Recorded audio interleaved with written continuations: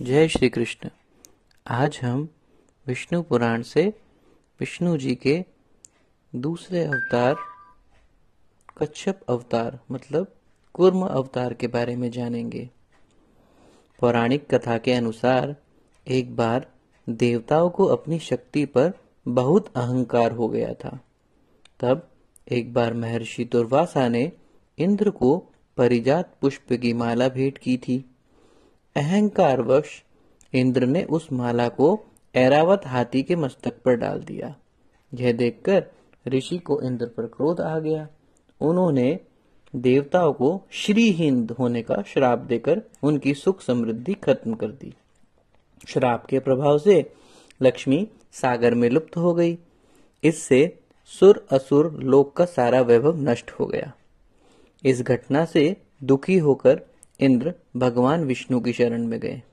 भगवान विष्णु ने इंद्र को देवताओं और दानवों सहित समुद्र मंथन के लिए कहा। तब भगवान विष्णु के कहे अनुसार राक्षस देवता और राक्षसों के साथ मंथन के लिए तैयार हो गए। इसके लिए मंदरांचल पर्वत को मथानी नागराज वासुकी को रस्सी बनाया गया। देवताओं और राक्षसों ने मंदराचल को समुद्र में डालकर मंथन करना शुरू किया, लेकिन पर्वत का आधार नहीं होने के कारण वह समुद्र में डूबने लगा। यह देखकर भगवान विष्णु ने बहुत बड़े कछुए का रूप लेकर समुद्र मंदरांचल पर्वत को अपनी पीठ पर रख लिया। इससे पर्वत तेजी से घूमने लगा और समुद्र मंथन पूरा हुआ। तो इस प्रकार विष्णु भगवान ने कछुए का अवतार लिया।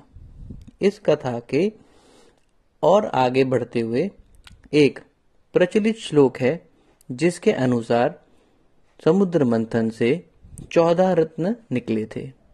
यह श्लोक कुछ इस प्रकार है।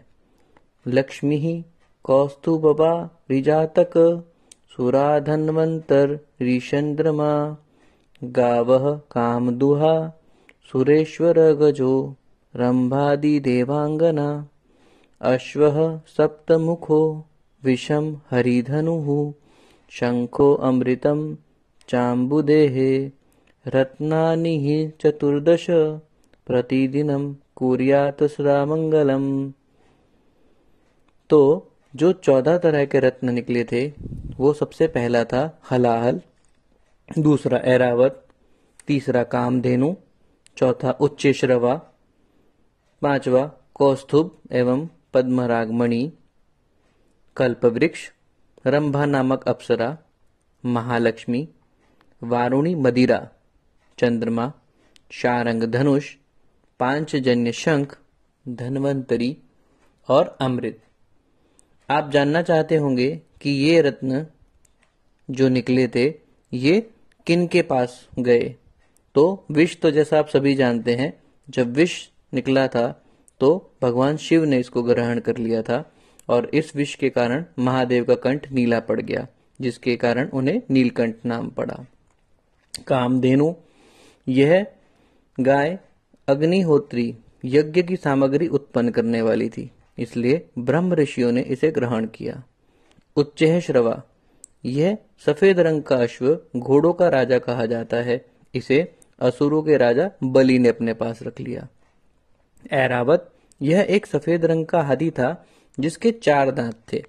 इस हाथी की चमक कैलाश पर्वत से भी अधिक थी, इसे देवराज इंद्र ने अपना वाहन बना लिया।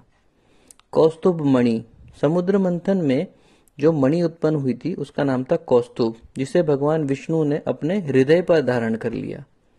कल्प वृक्ष, यह इच्छा पूर्ति वाला दिव्य वृक्ष, इसे देवताओं ने स्वर्ग में स्वापित कर लिया।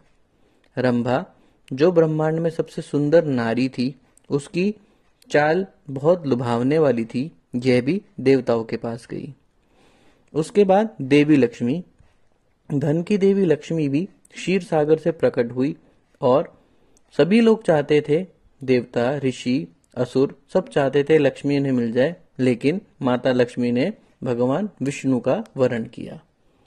मदिरा, जो वारुणी की उत्पत्ति समुद्र मंथन से हुई थी, तो भगवान की अनुमति से दैत्यों ने इसे ग्रहण किया।